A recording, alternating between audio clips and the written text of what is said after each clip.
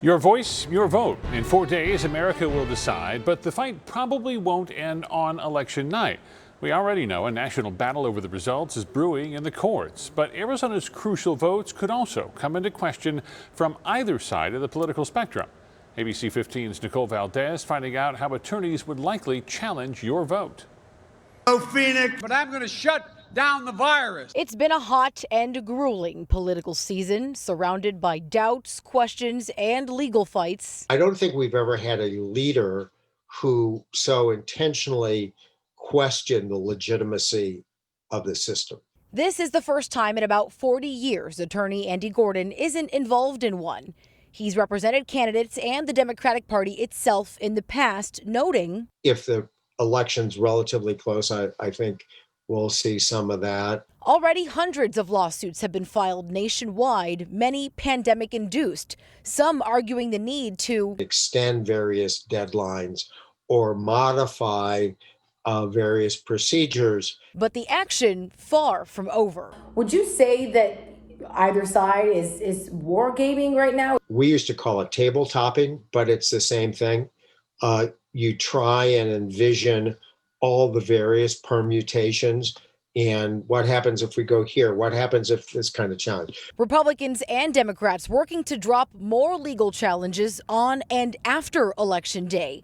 Both parties already armed with teams of lawyers standing by. If you were looking at representing either party this year, is there anything that would stand out to you as any problems that you would be looking for as to whether or not it warranted questions after Election Day? Are there any efforts at voter intimidation?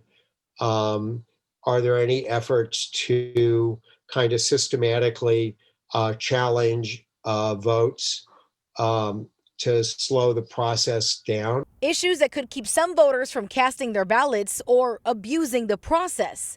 That could also include machines breaking down at the polls, vote centers running out of paper to print ballots, and long lines. And the courts are ready. Superior courts across Arizona staying open late Tuesday to handle any actions filed that can't wait till after election night. For example, whether long lines warrant extended voting hours. But once the sun comes up on November 4th, the focus and potential challenges shift to the results. Generally, you do it by challenging specific votes being cast. Here, I suspect they'll look for challenges where they can kind of get buckets of votes at a time. That could mean parties may want to look at early ballots that saw issues getting signature verified, as well as ballots from voters who registered after the initial deadline. I think if the election is relatively close here, it has to be really pretty close, they'll raise that as an issue. Now, I've spoken to sources with both Arizona Republicans and Democrats who both tell me they're pretty much ready for anything and they'll be on the lookout for issues themselves.